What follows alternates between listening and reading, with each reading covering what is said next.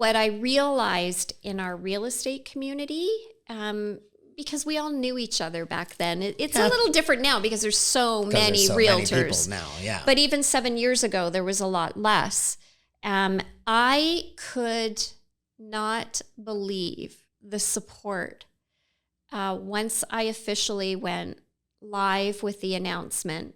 And here's what the doctors are saying. Here's when the next surgery is. I could not believe how many of my colleagues in the industry field all across the GTA, how they all stepped up and said, I got you. I was one of those people that had some previous scares and a couple of surgeries to get rid of some tumors and cysts and some masses and so forth. But I was walking around operating as a full-time realtor, full-time mom, having no clue that I was walking with stage 4 cancer.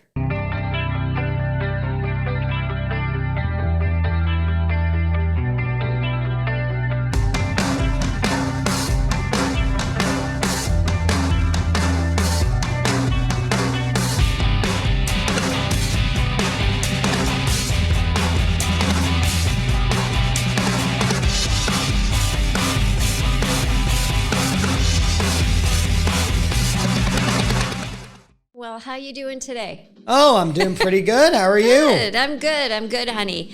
Everybody's going to see in front of us, we've got another sponsor. We got so many bags here. What's going on? We got a lot of bags here. Interesting. We just want to let everybody know that our Me Cosmetics, this is your final week to enter the draw. Again, a value of $250. So this episode is going to be the last one that you can enter. In order to enter the draw for Me Cosmetics, you've got to like the video, you've got to subscribe to the channel. It's free to subscribe. And you've got to add a comment, not just to this video, but you can comment to any of the videos. Any of the videos, and then in the shorts. Yeah. Yes, exactly. In the next 2 videos, we're going to be doing the draw and announcing the winner live of the Me Cosmetics. We are also, Austin, our second sponsor. It's Jam Boutique. Listen, this is a boutique that I think all of us can relate to. They do all of the essential oils, the diffusers, and the room spray. So I'm just going to spray right now because you know I do love me a good scent. Oh, I know you do. Smell that. Oh my gosh. That's not bad. Oh my gosh. So we want you to stay tuned because we're going to be featuring them solely in our next video. And they have actually got an amazing giveaway as well for all of our wonderful viewers and subscribers. So with that, Me Cosmetics, Jam Boutique, let's get into it, my son. Jump right in. Let's jump right in. Well, we're back. We're back once again. Your voice is still a little bit on the sketchy side, that laryngitis. Yeah, the good news is I don't have a cold anymore. Bad news is I probably got laryngitis. Your voice has decided to kind of be that gruff. So we're still not going to be able to do in this particular episode your voiceover characters. The moment we have that idea is the moment this thing goes all out of whack. Oh, everybody will love it when we are able to do it. It'll happen. It'll happen. Oh, gosh. Well, we certainly have been working on trying to help your throat get better. Lots of hot water and honey and all of those old wives' remedies, I would say. Shoving bags of Ricola down my throat. Oh, it is better though. But I'm glad you're on the mend. Yeah, for sure. It'll get there. It'll get there. Right. So we had a very, very positive response to the episode that we did about my mental health struggles. Well, I mean, it's relatable. Yeah, it is. Again, throwback rate to you, my son, that you were open and honest. I'm glad that you started with that because right before the episode aired and one of the reels went out, somebody that you've known since you were a child sent me a message on Messenger and was really having issues. I don't want to say they were in crisis, but they were having issues. And they reached out to me and said, hey, Auntie Tara, I saw this Austin's reel at a very important time. So right away we got her new number. It had changed since we had it, and you reached out right away. So that video, Austin, is going to continue from now to forever, change people's lives, and we owe that to you. Oh, you're gonna make Where's me, our Kleenex? You're gonna make me blush. But it's true. It's true. Yeah. That's just one that we can talk about. We've had others reach out too. Yeah, we have. So response to that was very, very positive. And that sort of got us talking about going into other personal journeys that we've been through. Yes. And today we're going to be talking about a very specific journey that you went through, which was, if you want to take it, or I can. If your voice can handle it, I'll let you carry the show this time, and I'll answer the questions. Yeah. Several years ago, I was just sleeping in my bed. It was a Saturday or a Sunday. I don't remember which. And normally these are the days where I sleep in, but I remember it was Monday. You had come into my room and shaken me awake. And I was like, oh, good morning. What's going on? And you're like, I have cancer.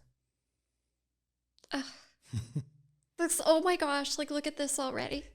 Yeah. 7 years ago. Yeah. It was a Monday morning. Mm-hmm. I got the call from my doctor. It was about 8 o'clock. I think the reason that you were still sleeping was I think you had worked at the vault till midnight that night. Maybe. The night before, because that's the job that you weren't working with me as of yet. Yeah, and my doctor called me at 8 a.m. and said, Are you alone, or do you have people with you? Yeah. Which is never a good way to start a call if it's from your doctor, I suppose. Right. Yeah. And that's what started our journey as a family. Yeah. My cancer. So before we go into what came after, I guess what I would first want to ask is sort of what came before, which I suppose would first be, what were some of the warning signs that maybe you felt that something's wrong? Maybe I should get it checked out. That's a really good question, honey. I was one of those people that had some previous scares, not with the cancer that I ended up diagnosed with, and a couple of surgeries to get rid of some tumors and cysts and some masses and so forth. But I was walking around operating as a full-time realtor, full-time mom, having no clue that I was walking with stage 4 cancer.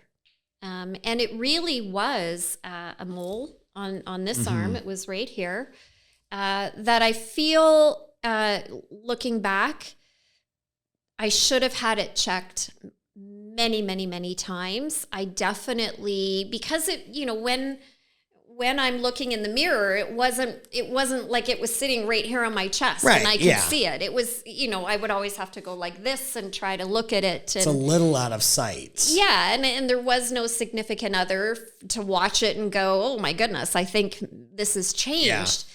Where I regret my actions, where I remember my hand always being on it and going, well, it feels a little crusty, like it feels different. And it was a mole I was born with. So my business partner at the time, Lee, she had been watching it because she had actually an in-ground pool. Right. So, a lot of times during the week when we were done working on our real estate, we would go over and sit at the pool and kind of end our day. And it was her that was saying to me, I don't like the way that looks. And that made me book the appointment at our family doctor, who had been my doctor by then for over 30 years. And then the doctor sent me immediately to a dermatologist. I got in right away, like the next week. Yeah. Where he looked at it and he immediately took a biopsy.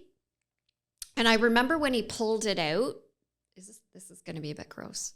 Well. Like I don't know. Anyways, he goes in and he pulls it out. And I remember he brought it out and he kind of had like it on, I want to say like almost like a tweezer type idea. Right. Of course, my arm was frozen, and he pulled it out. And I remember it being like this big. And he just said, we're getting this tested right away. And that was my first instinct that, oh, this is maybe this doesn't look good. Yeah. Like, but what do I know? Yeah. So he had said to me, I'll have the test results back in 7 days. And it was on the Monday morning, which was around 4 days after I had had this done. Yeah. Where he called and he said, do you have anybody with you? You need to have family around you. And he said, from what I can tell, I believe we're at stage 2. Right. And he goes, but I've got to send you right away to another surgeon. And now we've got to have them look at it. Yeah. Yeah. So 10 days later, I had a full arm surgery at the Ajax Hospital. Yep. It was more like a cosmetic surgery. It was one of those doctors. Mm-hmm. He does skin cancer surgeries. So he took my arm, and I guess my scar is what, from about here to here? Yeah. Basically what he did was he cut down my arm, and he cuts it like a triangle. And he explained it to me before I went in, and he did a circle, and he explained when we're dealing with skin cancer, and mine was full melanoma. They have to find out how far it's penetrated into the skin. So they do it like a diagonal. Yeah. And they take it and they pull this way. And then they go in and dig out of the area. So I know I'm talking a lot, but this is really educational for a lot of people. Some people have these moles on their face. Yeah. So the same procedure is done, whether it's in your face, whether it's on your neck. They've got to go very large, and they've got to pull like a diamond. And it was, I think he called me back to his office. You were with me. Mm-hmm. Maybe about 4 days after that. It wasn't that long after. And he said it's a very rare melanoma, and it's penetrated your skin to a level of stage 4. Right. And he said, we've got to get you to an oncologist. And that was the thing, because initially they had said, we believe it's about stage 2, which typically when they find it and they treat it at stage 2, that's generally speaking a very, very good survival rate. But stage 4 is much more serious. So what was it like hearing, oh, this is actually worse than we thought it was? I feel like you can probably answer that question too, because when I came out of the room, I was in the room with him alone, and I had to make a decision on the spot if I wanted to go to Sunnybrook Cancer Center or the Oshawa Cancer Center. I chose Sunnybrook. Fair enough. But I do hear that the Oshawa Cancer Center is phenomenal. I've actually heard that too, yeah. Yeah. And then in my mind, I'm still... What the issue is with people that have melanoma is I truly hope that the education for melanoma is different than what it was, because I do think most people brush it off and they say it's the easiest cancer to cure. It's never a big deal, when in fact it is very curable depending on what level or stage you're at. Number 2, if you're at a higher level, it is increasingly hard to cure and to stop. So, I had to come out and I had to tell you. And I think when you asked me what was I thinking, you had already gone through your crisis health-wise. And as a mom,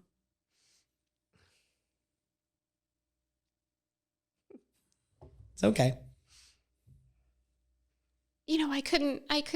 I just couldn't leave you and your brother. I couldn't fathom you having this journey and me not being here.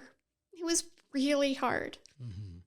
And it's still incredibly hard because once you have stage 4 melanoma, what I learned from the cancer center at it's the Odette Center at Sunnybrook is once you're at this level, you're now 50 to 75% greater of it spreading in your lifetime, not just while you actively have cancer, but in your lifetime. Yeah. It will possibly spread to any other organ at any other time because your skin is your largest organ. Right. So it's never a cancer that anybody should say, well, it's only. It is a high. People with the level that I have, much younger, have passed away. Yeah.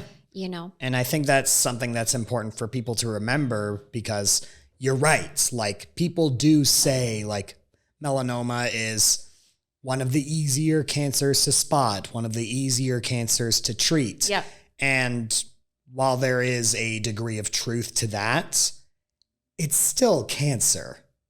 And it's still very dangerous if it's not spotted and it's not treated. Yeah. And the risks are very great for it happening again. Yeah. Most people with stage 4, they say the survival rate is much, much lower. So, you know, what they did was I give high kudos. You know this because you were with me on virtually what I feel like was most if not all. Yeah. At the Odette Center at Sunnybrook, I remember walking in the first time there. And that was my very first appointment, and we ended up having to wait in a really long line. And when you walk in to the cancer center, the way that Sunnybrook's designed is each area is specific to what type of cancer you have. It's like one big open room to a certain degree, with waiting rooms, all individual waiting rooms. Yeah. So you've got to kind of check in to the first front desk where they actually assign you a card that you keep on yourself. And I remember walking in with you, and I'm still trying to process that I have cancer. Yeah. And oh my goodness, it's a stage 4. Now that's actually something I also want to ask you about, because obviously cancer through treatment or just through itself has a tremendous impact on your physical body. And we'll get into that a bit later when we talk about your treatment. But what about the mental impact for you? Because I think that was very significant. It was huge. And I'm going to throw that back to you too, because when I first walked into that first appointment, I remember walking in and we were standing in line, and I'm looking around, and this is going to sound, I don't want it to sound harsh, but I remember looking at you and going, yeah, I'm not doing this. I'm out. We're going home. I can't. And I'm super strong, and I don't know, it was completely overwhelming. You're putting yourself in a situation where you're surrounded with people just like yourself, different cancers, whatever they are. They're some looking very, very sick, and it was an immediate reaction, like it all just hit you. We're going back to the car, and you grabbed my hand. Yeah. And you said, you're not going anywhere. And then, you know, we checked in, and I sat in the waiting room. What I really appreciated about that first appointment was we saw the cancer center dermatologist. Her name is Dr. Mackenzie. And then, of course, right after that, we met with the oncologist, Dr. Wright. Yep. We sat in our room, and then somebody came in, if you remember. Her name was Debbie, and she sat down in a chair in front of me, and she said, I'm a nurse. You're going to be seeing the dermatologist soon, plus Dr. Wright's going to come in, but I'm here to make sure you're okay. And I looked at her and went, I don't understand. Like, are you a nurse? And she said, I'm talking about your mental health. She goes, not only do we take care of you physically here, but people that have been diagnosed with cancer, it really plays a number on your head, and I need you to talk to me. And I think what I remember is that's when I really broke down. Mm-hmm. And I said, I'm not okay. I'm not okay. I can't leave my kids. I can't. Yeah. And she gave me such strength. She was somebody I didn't know. Yeah. I don't trust people. But she was exactly what I needed right at that time, because she made me really feel like I wasn't alone. Yeah. Yeah. Which I'm very grateful for, because I think up until that point, like, you were obviously like shaken by it. You were affected. Yeah. But from what I remember, like, you seemed strangely composed from my eyes. Like, obviously I don't know what was going on, like, when I wasn't around, when I wasn't there to see how you were reacting, but you always seemed to be keeping it together. Yeah. And it was in that moment where she was like, it's okay to let it all out. You need to be okay mentally, where I think you were finally able to just completely open up with how much it had affected you mentally. Yeah, it was hard. Which is why I wanted to talk about it. Because again, people talk about the physical aspects of it. Not as many people talk about how it affects your mind and your perception on things, what you're thinking. I decided not long after that, you may remember, but I decided that I needed to go public with this. And it took me, it probably took me a good 2 or 3 weeks. Like, I know that I definitely got through this particular appointment. Once we went in and we met with the surgeon oncologist, then we knew that they were going to have to now go into my lymph nodes. They were fairly certain, based on where the high level of melanoma was, that it had gone to the lymph nodes. So now we had a really major surgery that we were preparing for. Yeah, and they were pushing it through pretty quickly, thankfully for them, because of the lymph node factor. There was no delay. Yeah, I think we waited 3 weeks, if that.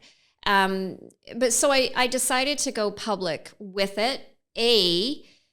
Because mentally, maybe it would have been easier for me. It was really a struggle. I still continued working. I mean, despite all of our best efforts, really busy in real estate. You know, clearly what we've eliminated is the same day I told you, I had to tell your brother. Yeah. You know, and so we all kind of created, the three of us, along with Nicole, the four of us, I should say, a plan of, you know, I certainly, when it came to you guys, never felt alone. Right.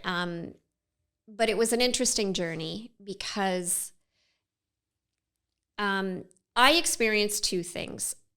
I experienced people who really don't fully understand how bad it is to have melanoma brush off, you're going to be fine. You know, thank goodness it's melanoma, it's Tara. Just melanoma. Yeah, I experienced that, which really to this day causes me extreme anger, because that's blatantly lack of knowledge. No, They I have get no it. clue how deadly. And number two, it was my personal fight. The hardest thing for me to run through my head was not dying. And this is where I've really gone such a level of public in regards to what people with cancer, what goes through their head.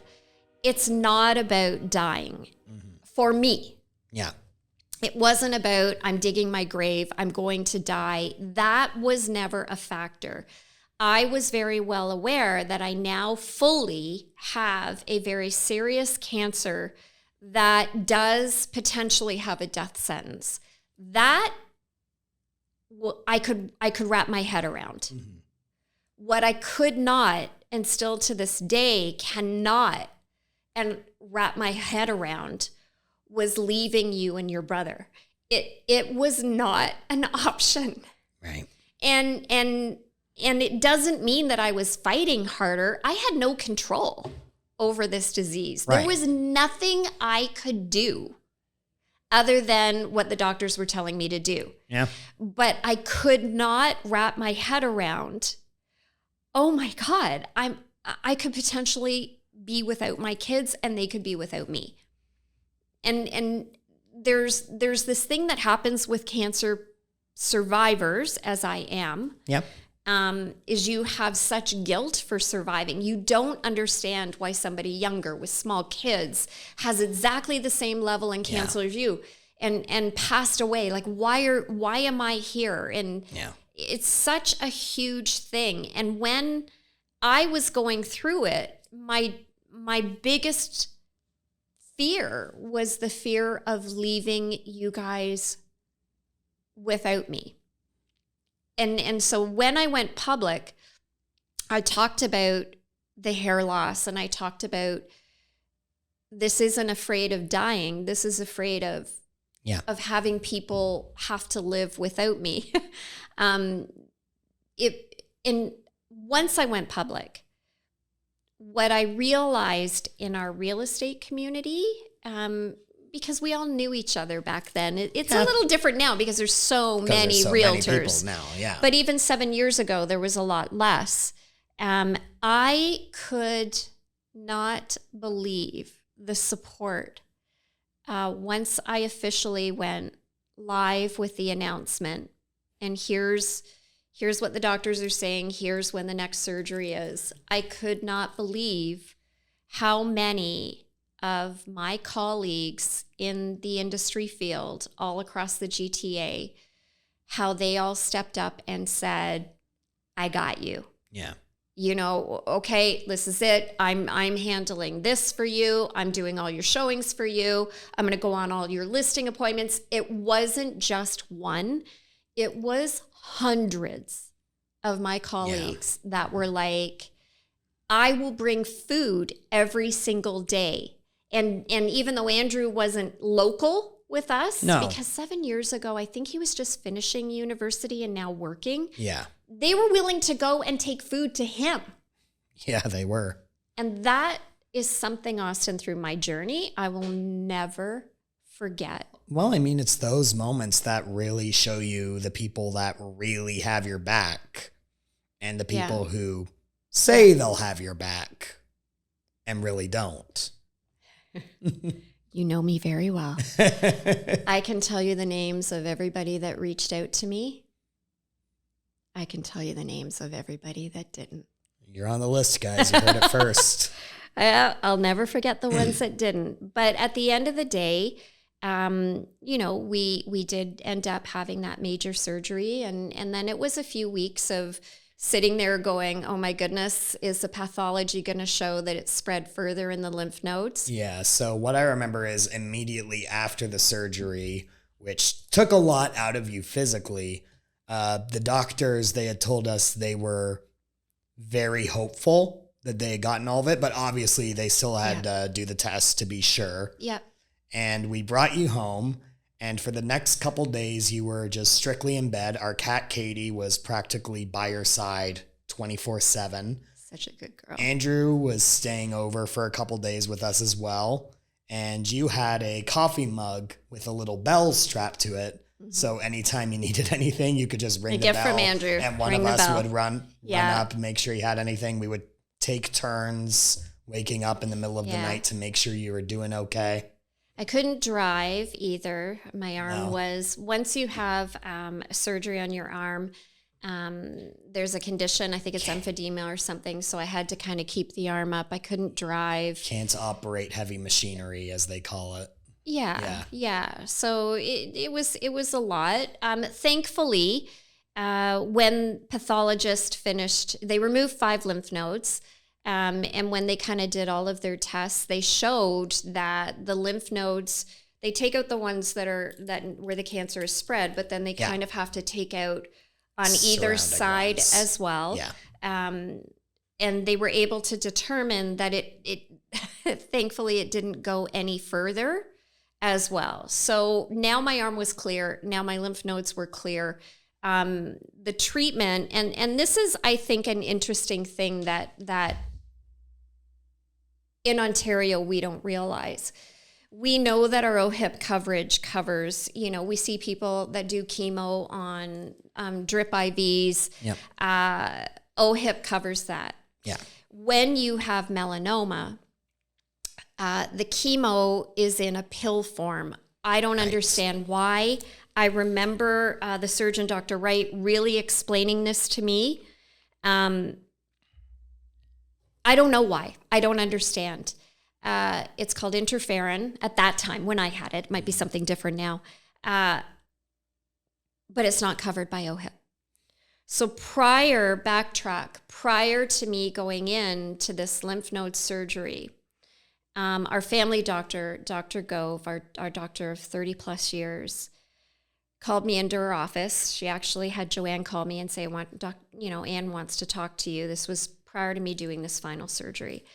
And she said, I just need to make sure you're okay. How are you doing? Mm-hmm. I opened up. I said, I'm not okay. And I think I spent about 30 minutes there just talking to her. And then she said, we need to talk about your chemo treatment because it's not covered by OHIP. And I'm like, oh my God. And she goes, now there's a chance you might not need it, but you need to be proactive. Right. And so she said, I want you to go down to our pharmacist, George. He's been our pharmacist for 30 years in the same building. And she goes, I need you to tell him from me that I need him to start searching for generic ones. So I went down there, had George start looking into it. He found generic pills, the chemo pills. The brand name pills at that time were $1,200 a pill. The generic were $900. Jeez. I go back up to Ann, and Ann says, here's the Trillium insurance forms. I'm self-employed. Yeah. There's no benefits. No. There's no insurance. I'm on commission sales. I have stage 4 cancer. I am not a wealthy woman. I can't make money. And what if I need 3 a week? Yeah. We didn't know. And now I find out the cheapest ones are going to cost me $900. Almost $1,000 per. Yeah. So I filled out the Trillium forms prior to going in. This was a stress that I don't think any cancer patient needs. No, absolutely not. And then Trillium rejected me because on paper I made too much money. So going into that surgery, we went in knowing that I still had to sell real estate because if I need further treatment, if there was any ounce of cancer still showing that they could not get out, I got to come up with this money. Yeah, and that was one of the great struggles immediately after your surgery is once you were no longer bedridden, you wanted to get right back to work, and everyone was on me saying, don't let her go back to work. She needs to rest. I'm sorry. And I'm like, I know, but barring physically holding her from leaving the door, there's only so much I can do. She wants to. Oh my God, I'm so sorry. Well, yeah, I did. Yeah. Well, I drove to my appointments. Yeah. You know what? Listen. And thankfully, I had gotten my driver's license not long before because a couple years. Yeah, I had my learners for years, but I think I got my full because I knew you would need driving around. Yeah, I did a listing appointment. I think it was 5 or 6 days later. You know, I when you're in this situation, you know, there's a lot of do's and don'ts. And I think the summary of it is that they were able to say, we're not going to put you on these pills right away. Right. What we want to do is we want you to come back every 3 months to the cancer center. And we want to, first and foremost, have the dermatologist check me head to toe every 3 months. I did that for almost 3 years. Yeah. Then from that appointment, then I go right back to the surgeon oncologist, Dr. Wright, where she starts feeling under my arms, checking to see if there's any additional lumps that have come forward, and really reviews over the last 3 months, how have I been feeling? Have I been excessively tired? So they can determine every 3 months if maybe I'm starting to kind of go a little downhill. Yeah. And now we revisit, do we now need to entertain some chemo? Right. So I was able to kind of stay. I did have 3 more biopsies done, there were different marks that started appearing that immediately they took out. But I think from an education purpose, you know, when I talk with other cancer patients, survivors, patients, I always say to them, because sometimes you think you're losing your mind. Mm-hmm. And I'll always say to them, does it bug you when people say, you're going to be just fine, it's going to be okay? Because people would say that to me. And in my mind, I'd be like, shut the F up. Right. Yeah. Like, No, I get it. how do you think that makes me feel? Yeah. That makes me feel like you don't believe what I have is serious. Who do you think you are? Yeah. And I wasn't sure if that was the right reaction. So as I got, every 3 months I'm going to the cancer center, and I just started talking to everybody in the waiting room with me going, do you get mad when people say this to you? Or what about when they do this? And it was across the board. Yeah. I go irate, Tara, when they do A, B, C, and D. And I'm like, okay. Yeah. It's the wrong thing to say. Yet on the other hand, Austin, you're trying to make the person feel better. I understand the method. They think they're being encouraging, but you feel like they're just diminishing what you're actually going through. Yeah. No. There were times that I would walk into a room right in the middle of my battle, and the room would go silent, and people would kind of look at you like walking on eggshells. Hey. Yeah. And I'd be like, just ask me. Like, I think everybody's different when they have cancer. And I'm going to try to explain this the right way, and I hope it comes across the right way. Don't be afraid to ask the person simply, how are you doing? Or how do you do it? It's this weird feeling walking into a room knowing that everybody knows and nobody's saying anything. Yeah. And there are times, even 7 years later, because I still have to go back to the cancer center. I have this now for life. I am not fully in the clear, because that's what it's like when you have melanoma. Right. And there are times that I still need to talk about it. I still need to go, fuck, this still weighs heavy on my head. I don't think I'm dying. Right. That's not what I'm saying. What I'm saying is, it's still shitty. Yeah. It's still there.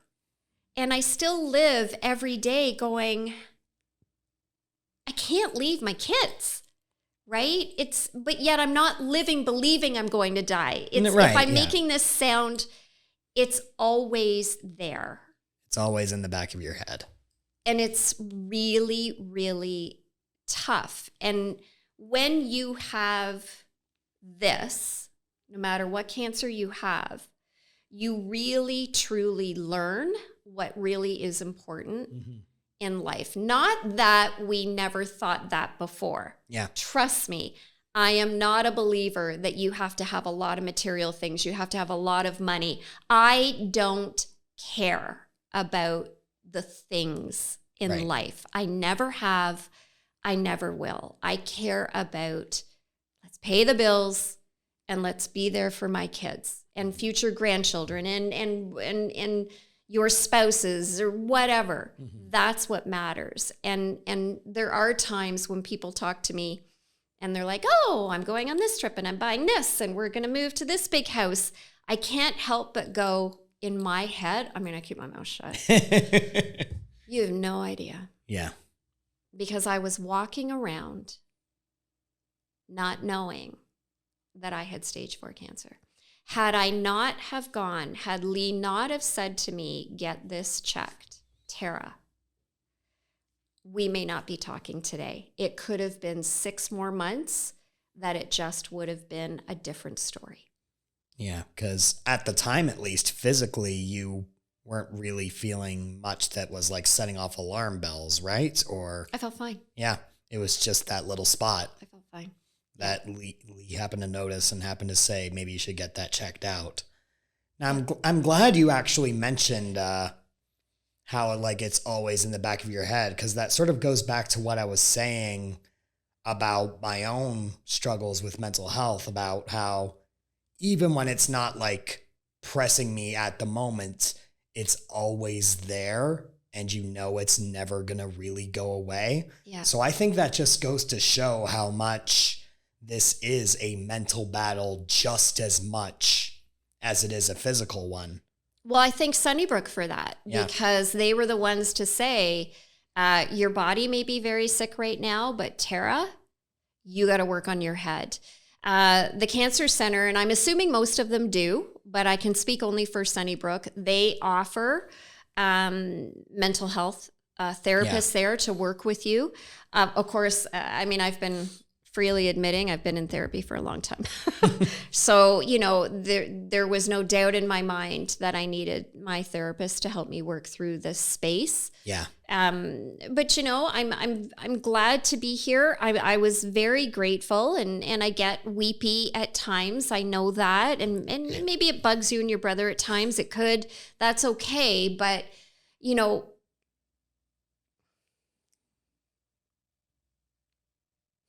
It's okay. at their wedding, I'm not 100% certain that Andrew and Nicole really understood to the fullest degree, because only I'm going to be the one that understands this, how grateful I was to watch them get married. Because the possibility really was very high that I wouldn't have made it to see that day. So, you know, it was an emotional day for everybody. It was such a beautiful wedding. And I don't want to, you know, I didn't even say it in my speech. We talked about my cancer very briefly, but I was so grateful to be there to see it. Be there, because the reality and what the doctors were saying to me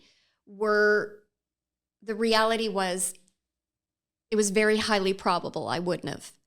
So, and those are things that even though you were with a lot of the appointments that I didn't share, you know, so those are the things that now from that moment on, I cherish even more.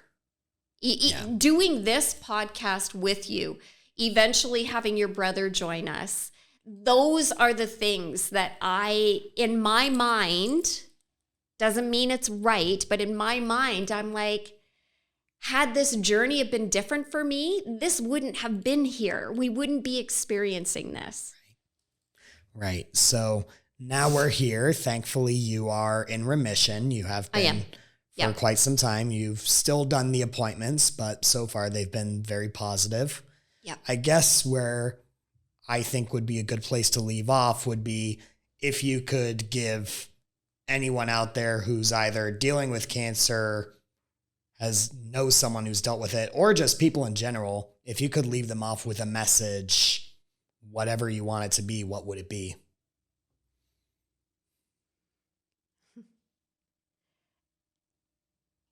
I understand.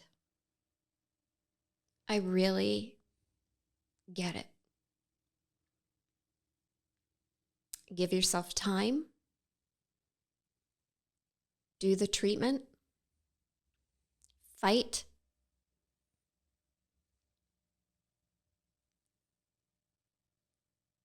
I really, really understand. Having cancer is very hard for other people to relate. And I think no matter how much your family supports you and stands behind you, and of course you do, it is a very lonely disease. And I do think that there is something to be said about mind over matter. I do believe that you have to fight with everything that you have. And some make that fight and some don't. But hang in there. I think that's a great message for anyone to hear. Oh, I get it. Yeah. Yep. But Here we are. Here we are. You've made it this far. I have. And I'm very grateful that you have, because I don't know if anyone's told you, but you're a pretty good mom. You're pretty good. Well, listen, we keep each other going, right? We keep do. each other going. And oh my gosh, Austin. And you know, we love our Andrew. And I saw Andrew on the weekend after I was getting a house ready to go on the market in Orangeville. Yep. So I talked to Andrew about when he can finally come and do the podcast with us. He's so busy. So it looks like we're going to be working something in the next few weeks. And, you know, we can revisit some of those topics, because Andrew was an incredible support system through this journey. Andrew was definitely, He was somebody that would call me every day. Mom, you're going to be okay. Mom, you got this. Mom, you doing okay today? He provides such a solid foundation for you to lean on. And there were days, Austin, that he called me that I wasn't okay. Yeah. And he'd be like, Mom, just talk to me. Mom, you need me to come up? Yeah. I'm coming right now. You both gave me the support. Both of you are so unique in your own ways that I felt this wall, this throne I was on was unbreakable. And that's exactly what I needed. We can't make the diagnosis change. No. But we can certainly be pillars of strength. And it was interesting to me later on, because Andrew didn't break down in front of me. No. But it was interesting after the journey was definitely surpassed, and I'm now in remission, how he talked about, and if I get this wrong, Andrew, bear with me because I'm pulling my memory out. Oh, he'll let you know. I remember him saying he went to a bar once, or pub, and he was sitting at the bar, and whoever was beside him, if I remember correctly, he didn't know the person, and he said, you know, Mom, for some reason, I just, you know, I think he was drinking rum and coke or something. And he said to the guy, something to the effect of, my mom has cancer. And he goes, you know, for the next hour or two, this guy just listened to me. And he goes, and I just talked and I talked and I talked. And, you know, I remember thinking, you could have told me you were scared. But then I realized he couldn't. No. He couldn't do it. That's not an option for him. Yeah, you know, he needed to be that strength. And when Andrew is in, like, for lack of a better term, crisis mode, that's very much how he is. He's very eyes on the prize, buckle down. We're getting this done. What needs to be done, let's get her done. Exactly. Yeah, 100%. No room for alternatives. We're not even considering it. So I'm very grateful to both of you. Yeah. So, you know, we're just going to keep on doing this journey. We're going to wrap it up now. Thank you for asking about it. Hopefully it helps somebody. Word of advice to everybody out there. The reason that I ended up getting melanoma was years and years of sun tanning in my hometown. That's what we did. Stay out of the sun. I no longer can be in the sun. I have to wear hats, which is a small price to pay. I'm happy to stay out of the sun. Tanning is not an option for people. There are other ways to get a tan. Use it. Yep. Love you, kid. Love you too.